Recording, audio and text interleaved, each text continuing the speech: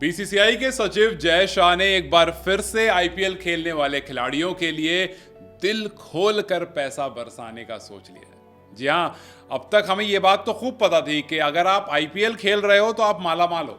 भले आप इंटरनेशनल में डेब्यू नहीं कर पा रहे हो, भले आपने इंडिया को रिप्रेजेंट नहीं किया, या फिर अगर कोई दूसरे देश का खिलाड़ी भी है, भले वो अपने नेशन को रिप्रेजेंट नहीं कर पाया और उससे पहले वो आईपीएल में आ गया, उसके बावजूद पैसे खूब मिलते हैं। लेकिन जय शाह को लगा कि यार जिस तरह से आईपीएल चल रहा है उसको सेलिब्रेट करना चाहिए, और जय शाह ने कहा कि इसको सेलिब्रेट करते हुए मैंने ये फैसला लिया है कि हर खिलाड़ी को जिस अमाउंट में उसको खरीदा जाएगा उसके अलावा एक सीजन में सिर्फ और सिर्फ जो मैच फीस है वो हर मैच की 7.5 लाख रुपए, और अगर वो पूरा खेलता है सीजन तो 1,05,00,000 रुपए।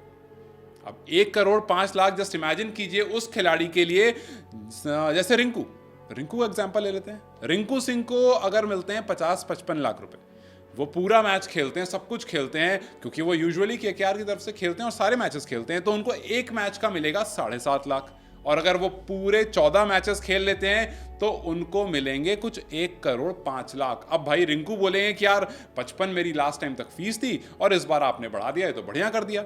जय शाह ने कहा कि जितनी भी फ्रेंचाइज हैं उन सब फ्रेंचाइज को कह दिया गया है कि आप 12,60,00,000 रुपए सिर्फ और सिर्फ मैच फीस के लिए एलोकेट कर दीजिए। उसको पहले निकाल के अलग कर दीजिए, क्योंकि वो हमारे खिलाड़ियों को दी जाएगी। और अब इस खबर को सुनने के बाद दो तरह की राय आ रही है। एक तो भाई ये कह रहे हैं कि यार जय शाह बहुत अच्छा काम कर रहे हैं, लगातार जय शाह पैसे बढ़ा रहे हैं। अब जब वर्ल्ड कप जीत कर आए थे तो 25 करोड़ आए थे वहां पर प्लेयर्स के लिए, फिर उसके बाद 125 करोड़, माफ़ी चाहता हूँ, हम 100 और 100 में हमारे लिए करोड़ लग जाता तो वैसे ही बहुत बड़ा अमाउंट बन जाता है। वो खैर 7.5 लाख आपको हर मैच का मिल रहा है, फिर आपको 1,05,00,000 रुपए वैसे मिलेंगे ओवरऑल अगर आपने खेल लिया तो। और फ्रेंचाइज को कह दिया गया है कि जी 12,60,00,000 अलग रखिए, और जिस अमाउंट पर आपको खरीदा जाएगा वो अलग से। स्टार्क को अगर 25 करोड़ रुपए मिल रहे हैं तो वो अलग से, और उसके अलावा जो ये सारे पैसे हैं वो तो मिलेंगे ही मिलेंगे। लेकिन इसमें कुछ लोगों ने बहुत इंटरेस्टिंग एंगल निकाला। लोगों ने कहा कि आप बिगाड़ रहे हो प्लेयर्स को। कुछ ने कहा कि भाई साहब अगर इतने ही पैसे हैं और तो नहीं लगाने, अच्छी बात आप दे रहे हो, आप थोड़ा सा पैसा कानपुर के उस स्टेडियम पर भी लगा देते जहां पर खराब इंफ्रास्ट्रक्चर की वजह से मैचेस खराब हो रहे हैं। इतनी ज्यादा बारिश नहीं हुई थी कि मैच रद्द हो जाए, क्योंकि अगर इस तरह से मैच रद्द होता गया क्योंकि आपका ड्रेनेज सिस्टम सही नहीं है तो इंडिया का WTC पॉइंट हैम्पर होगा। आप आईपीएल में पैसे खूब दे दोगे, लेकिन जब हम आएंगे इंडिया को रिप्रेजेंट करने के लिए तो हो सकता है इन्हीं बारिश की वजह से एक पॉइंट ऐसा आएगा जहां पर आप मैच ड्रॉ कर लोगे और पॉइंट नहीं मिल पाएगा उतना जितना जीतने पर मिलता, और शायद इंडिया WTC का फाइनल नहीं खेल पाएगा।